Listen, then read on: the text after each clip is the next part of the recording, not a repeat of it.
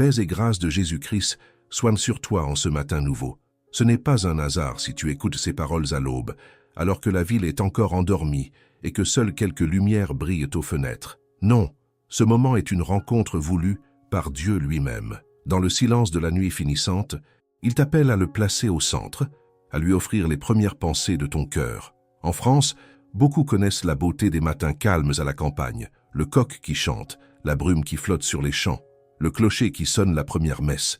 Ces instants nous rappellent que la journée ne commence pas seulement par nos agendas et nos obligations, mais qu'elle peut s'ouvrir dans la présence de celui qui renouvelle toutes choses. Il existe un mystère spirituel dans la nuit et l'aube. Quand le monde dort, quand les rues sont désertes, le ciel semble plus proche. Les soucis de la journée ne sont pas encore venus envahir nos pensées. C'est une heure où le croyant peut dire « Seigneur, je viens avant tout autre bruit, avant toute agitation. Je viens m'asseoir à tes pieds. C'est comme si tu allumais une lampe dans une maison obscure. La lampe, c'est ta foi. Et même si l'extérieur reste dans l'ombre, cette lumière intérieure éclaire ton cœur et attire la présence de Dieu. » Claire, une jeune infirmière de Lyon, travaillait souvent de nuit. Elle rentrait épuisée au petit matin. Un jour, elle décida de consacrer quelques minutes à la prière avant de s'endormir. Elle se disait « Je n'ai pas de force, mais je veux offrir au Seigneur ces instants. » Peu à peu, elle découvrit que ces moments, pourtant courts, changeaient son état d'esprit. Elle affrontait ses gardes avec plus de sérénité. Le secret n'était pas la durée de la prière, mais le fait de commencer la journée avec Dieu. Lorsque tu choisis de donner à Dieu les premières minutes de ton matin, tu poses une déclaration silencieuse mais puissante. « Seigneur, tu es ma priorité. » Et Jésus l'a promis. « Cherchez d'abord le royaume de Dieu et sa justice, et tout le reste vous sera donné par surcroît. » Matthieu 6, 33. Cette parole n'est pas une théorie, c'est une clé. Ceux qui commencent leur journée dans la prière découvrent que même si les difficultés demeurent, leur regard change. Le fardeau est plus léger parce que porté dans la présence de Dieu. Prions ensemble. « Seigneur, en ce matin nouveau, je t'offre mon cœur. Avant que les obligations ne m'envahissent, je veux respirer ton amour. Remplis ma maison de ta paix. Remplis mes pensées de ton esprit. Que ce jour commence sous ton regard. » Amen. Chaque être humain avance avec un sac invisible sur le dos. Dans ce sac, il y a des inquiétudes, des dettes, des souvenirs douloureux, des projets qui n'aboutissent pas. Plus les jours passent, plus ce sac devient lourd. Beaucoup en France connaissent cette sensation. Rentrer tard du travail, prendre le métro bondé, penser à la facture d'électricité ou au rendez-vous médical du lendemain. Et le cœur se serre. Mais la parole de Dieu dit autre chose. « Venez à moi, vous tous qui peinez sous le poids du fardeau, et moi je vous procurerai le repos. » Matthieu 11, 28. Jésus n'invite pas à tout résoudre seul. Il invite à déposer nos charges dans ses mains. Une image simple, la Seine. Imagine-toi sur le pont d'une ville française, à Paris ou à Rouen. Dans tes mains, tu tiens des pierres, chacune représentant un souci.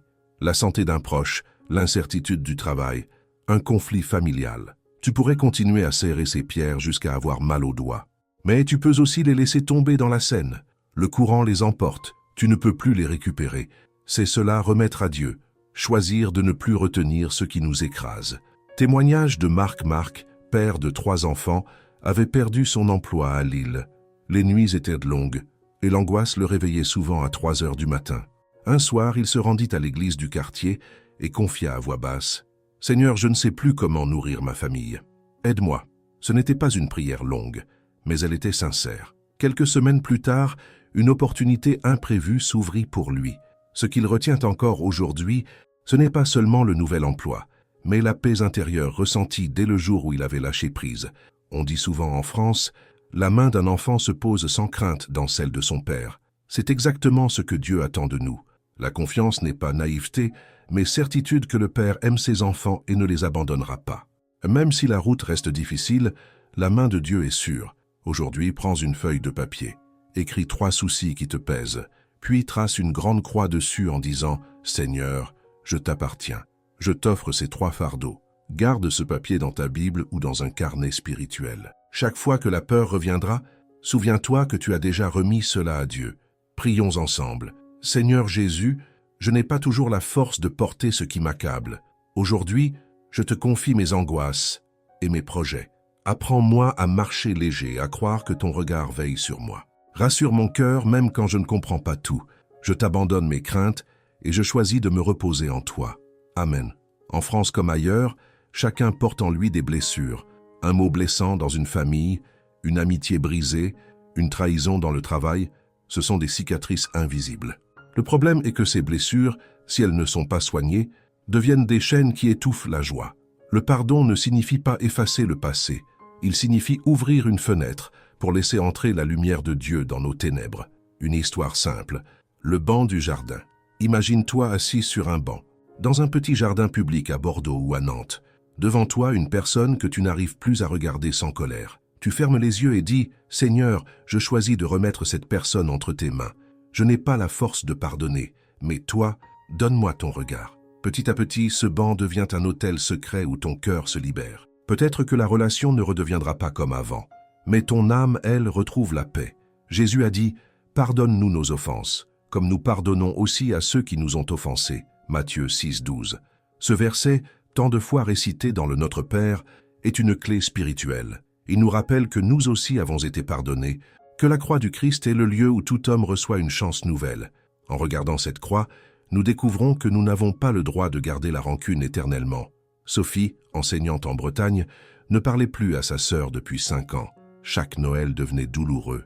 Un jour, après une messe, elle sentit une conviction intérieure. « Écris-lui une lettre, même courte. » Elle le fit, avec les larmes aux yeux. Sa sœur répondit quelques semaines plus tard « Moi aussi, je veux recommencer. » Le pardon n'a pas effacé leurs blessures en un instant, mais il a rouvert la porte. C'est Dieu qui a fait le reste. Ne pas pardonner, c'est comme boire du poison en espérant que l'autre souffre. En réalité, c'est notre propre cœur qui se détruit. Le pardon, au contraire, agit comme une clé qui ouvre une cellule dans laquelle nous étions enfermés. Et la cellule, c'était la nôtre. Ce soir, avant de dormir, prends un temps de silence. Ferme les yeux et pense au visage d'une personne qui t'a blessé. Dis simplement « Seigneur, je veux pardonner. Je ne sais pas comment, mais je choisis de commencer. » Le pardon est souvent un chemin, pas un instant. Mais chaque pas que tu fais dans cette direction est une victoire spirituelle. Prions ensemble. Seigneur Jésus, toi qui as pardonné sur la croix, donne-moi la grâce de pardonner à ceux qui m'ont blessé. Guéris les plaies de mon cœur, arrache l'amertume qui m'empêche d'aimer. Mets dans mon âme ton esprit de paix. Aide-moi à voir l'autre, non pas avec mes yeux blessés, mais avec ton regard de compassion. Je t'offre ma douleur et je reçois ton pardon qui libère. Amen. Beaucoup pensent que la nuit est un temps vide, une simple attente du matin. Mais pour Dieu, la nuit est un espace sacré. Quand le monde s'endort, les prières des croyants montent comme des étoiles qui brillent dans le ciel. Dans les monastères français, des moines se lèvent encore au milieu de la nuit pour chanter les vigiles. Leur voix résonne dans les vieilles pierres et rappelle cette vérité. Même dans l'obscurité, Dieu écoute. Une image, la ville endormie. Imagine-toi dans une petite ville de province, à Toulouse ou à Dijon. Les rues sont vides. Les lampadaires diffusent une lumière douce. Derrière certaines fenêtres, des familles dorment. Mais toi, tu es réveillé, agenouillé au bord de ton lit. Tes paroles s'élèvent dans le silence. Tu pourrais croire que personne ne t'entend. Pourtant, le ciel entier se penche pour accueillir ton intercession. Intercéder, ce n'est pas seulement demander pour soi-même, c'est porter dans son cœur la souffrance des autres, un voisin malade, un ami dépressif, une nation en crise. C'est dire « Seigneur, prends soin de ceux que j'aime, et même de ceux que je ne connais pas. » Dans l'histoire de France, combien de prières ont été murmurées dans des églises pendant la guerre? Combien de bougies allumées pour un fils au front? Ces prières invisibles ont soutenu des vies entières. Parfois, il n'y a pas de mots, juste des larmes ou un soupir. Mais la Bible dit que l'Esprit Saint intercède lui-même avec des gémissements inexprimables. Romains 8, 26. Cela signifie que même ton silence est entendu, même ton soupir devient une prière. Cette nuit, si tu te réveilles sans raison apparente, prends cela comme une invitation. Au lieu de t'agacer, dis simplement « Seigneur, je t'élève maintenant, une personne qui a besoin de toi. » Peut-être ne sauras-tu jamais qui tu as aidé par ta prière. Mais au ciel, cette graine d'amour portera du fruit. Julien, étudiant à Strasbourg, se réveillait souvent vers 3 heures du matin. Il pensait d'abord que c'était de l'insomnie. Un jour, il décida de prier pour ses amis chaque fois qu'il s'éveillait. Quelques semaines plus tard, l'un de ses camarades lui confia « Cette nuit-là, je pensais tout abandonner. Mais une paix m'a envahi sans raison. » Julien sut que sa prière silencieuse n'avait pas été vaine. Prions ensemble, Seigneur Tout-Puissant. En cette nuit, je t'élève ceux qui souffrent et que je ne peux pas atteindre. Je t'offre les malades dans les hôpitaux, les prisonniers dans leurs cellules, les familles divisées, les jeunes sans espérance. Viens les visiter, même s'ils ne savent pas que quelqu'un prie pour eux. Que ma voix se joigne à celle de toute l'Église, afin que la lumière de ton royaume perce l'obscurité. Amen. Nous arrivons au terme de ce chemin de prière, mais ce n'est pas une fin, c'est un commencement. Tout ce que tu as entendu, médité et déclaré aujourd'hui n'est pas destiné à rester ici, enfermé dans quelques minutes de lecture ou d'écoute. C'est une semence qui doit germer dans ton quotidien. Peut-être que demain, les mêmes soucis frapperont à ta porte. Mais toi, tu ne seras plus le même. Tu auras appris à commencer la journée avec Dieu, à déposer tes fardeaux, à pardonner, à intercéder. La foi n'est jamais un chemin solitaire. Dans nos paroisses françaises, dans les petites chapelles de campagne comme dans les grandes cathédrales, la prière prend toute sa force quand elle est partagée. Ici, sur ce canal, tu fais aussi partie d'une communauté. Chaque commentaire que tu écris, chaque mot d'encouragement devient une étincelle pour un autre frère ou une autre sœur. Ne sous-estime jamais la puissance de ton témoignage. Je veux te laisser une parole simple, facile à retenir mais profonde. Dieu transforme mes difficultés en chemin de vie. Répète-la lentement. Écris-la dans ton carnet sur un post-it accroché à ton miroir ou dans les commentaires sous cette vidéo. Cette confession de foi deviendra un bouclier pour ton esprit lorsque viendront le doute et la fatigue. Si ce message a nourri ton âme, ne garde pas cela pour toi. Abonne-toi, partage cette vidéo et si tu en as la possibilité, deviens membre de cette mission. Ton soutien n'est pas seulement un geste humain, c'est une graine plantée dans le champ du royaume. Grâce à toi, d'autres entendront aussi une parole qui relève et qui guérit, Prions une dernière fois. Seigneur Jésus, je t'élève chaque personne qui a suivi ce chemin jusqu'au bout.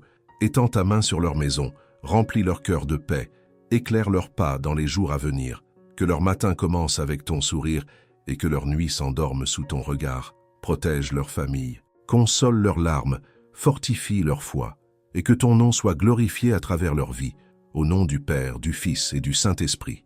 Amen. Merci d'être resté jusqu'à la fin. Ta fidélité est un signe que Dieu agit en toi, et ce n'est que le début. Ne t'arrête pas là. Continue ton chemin spirituel avec la prochaine vidéo que tu trouveras ici. Elle t'apportera une lumière nouvelle pour ton âme. Que le Seigneur te bénisse et que sa présence t'accompagne à chaque instant.